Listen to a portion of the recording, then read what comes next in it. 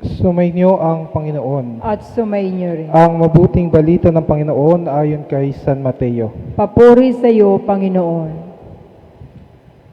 Noong panahong iyon, sinabi ni Jesus sa kanyang mga alagad, "Pag-ingatan ninyo na huwag maging pakitang tao lamang ang paggawa ninyo ng mabuti. Kapag ganyan ang ginawa ninyo, wala kayong matatamong gantimpala buhat sa inyong amang nasa langit. Kaya nga, kapag naglilimos ka, huwag mo nang ipagkamaingay ito, katulad ng ginagawa ng mga mapag-imbabaw doon sa sinagoga at sa mga lansangan.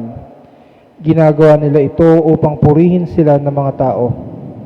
Sinasabi ko sa inyo, tinanggap na nila ang kanilang gantimpala.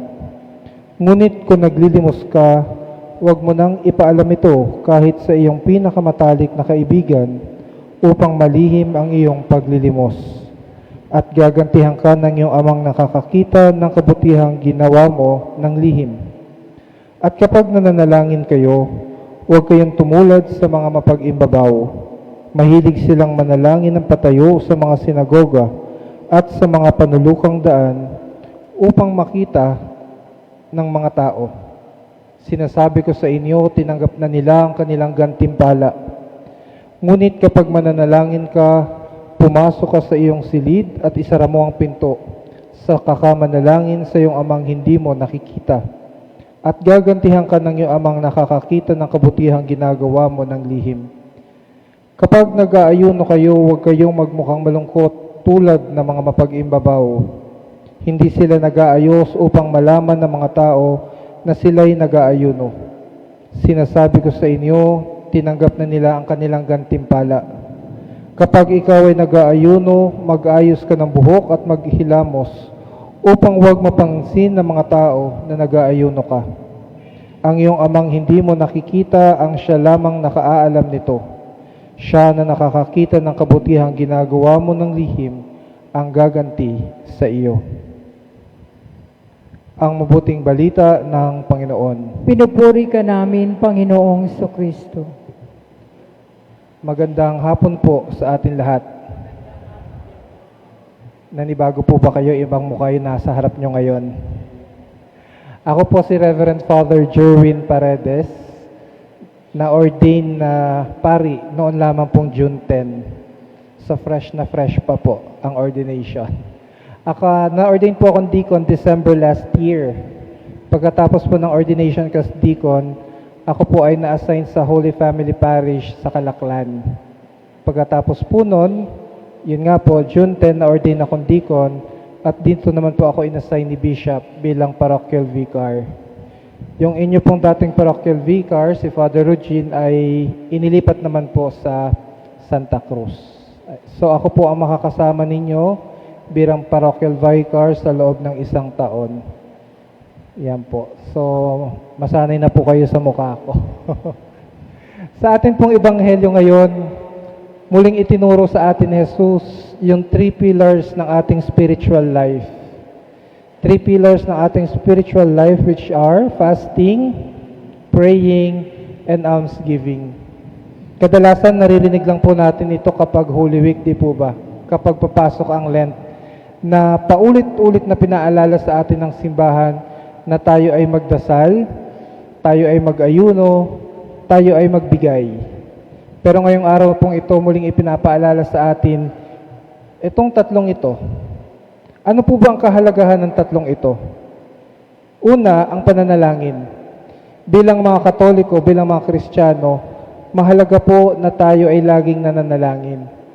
Dahil katulad ng itinuturo sa atin ng katisismo, ang panalangin ang ating communication with God. It is through prayer that we communicate with God.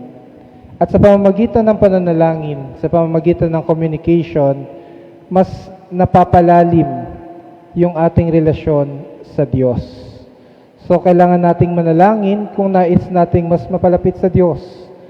Kailangan nating manalangin kung nais natin na magkaroon ng mas malalim na ugnayan sa Diyos. Ikalawa, fasting, pag-aayuno. Ano po ba ang fasting? Fasting is may mga bagay tayong hindi ginagawa o mga pagkaing iniiwasan upang sa gayon yung pag-iwas natin ay may alay natin sa Diyos. Ito yung paraan na dinideprive natin yung sarili natin sa pleasure upang sa gayon mas matuon yung pansin natin sa Diyos. Pero hindi po ibig sabihin na pag Holy Week sinasabi merong fasting and abstinence, di po ba? Na ang kakainin mo lang kapag Good Friday or kapag Ash Wednesday or every Friday ng Lent, kakain ka lang ng one full meal sa loob ng isang araw. Bakit? Iniiwasan nga po natin na magbigay sa pleasure, bumigay sa pleasure. Pero tandaan po natin na yung maitatabi natin sa pagfa-fasting natin, kailangan nating ibahagi sa iba. Yun po yung almsgiving.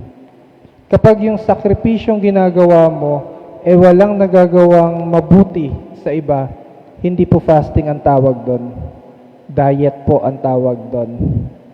So kailangan yung fasting, laging may kasunod na almsgiving. Yung naitatabi natin, nasisave natin mula sa fasting, kailangan nating ibahagi sa iba. And yung almsgiving naman po, it is an expression of our faith. No, na yung pananampalataya at pagmamahal natin sa Diyos na ipapakita natin sa pamamagitan ng pagbibigay sa iba. Dahil sa pamamagitan ng pagbibigay sa iba, pinapakita natin na mahal natin sila katulad ng pagmamahal sa kanila ng Diyos. Kaya ang ating simbahan itinuturo sa atin, hindi lang kapag Lent, hindi lang kapag Holy Week. Dapat every day of our life, ino-observe natin yung 3 pillars ng ating spiritual life.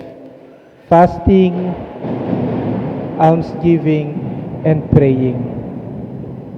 Kaya lang po, sa panahon ngayon ng social media, di ba merong nauusong salita? For the cloud. Kaya mga cloud chaser. Mga tao na hinahanap lang ay magpasikat, na makilala sila sa social media. May mga ilang politiko doon na ganyan. Katatapos lang po ng election, di po ba? Nakita natin, kaliwat kanan ang bigayan ng ayuda. Picture dito, picture doon. Pagkatapos ng eleksyon, nasa na po sila. Hindi na po natin makita. Hindi lang po mga politika, even yung mga tinatawag nating content creator sa social media. Di ba po? Magbibigay sila ng naka-video. Pero sigurado po ba tayo na kapag walang video, ganun pa rin yung ginagawa nila? At yun po ang paalala sa atin ng ating ebanghelyo ngayong araw na ito. Na huwag tayo maging cloud chaser. Huwag nating gawin sundin yung 3 pillars of spiritual life para lang sumikat, para magpakitang gilas. Para lang masabi ng mga tao na napakapayos ng taong ito, napakabait ng taong ito, sumusunod siya sa turo ng simbahan. Dahil, tandaan po natin, yung 3 pillars of spiritual life, nandyan yan upang mas mapalago yung relasyon natin sa Diyos at sa ating kapwa. Hindi yan nandyan para masabi ng ibang tao na tayo ay mga tunay na Katoliko, tayo tunay na Kristiyano. Dahil pagkatapos ng video, pagkatapos kang makita, ano na po ang kasunod?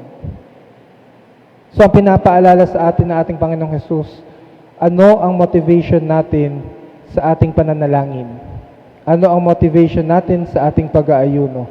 Ano ang motivation natin sa tuwing tayo ay nagbibigay sa ating kapwa? Naway ngayong araw na ito, maalala natin na tayo ay magbigay with the purest intention to help. Nagbibigay tayo upang sa gayon tayo ay tunay na makatulong sa ating kapwa.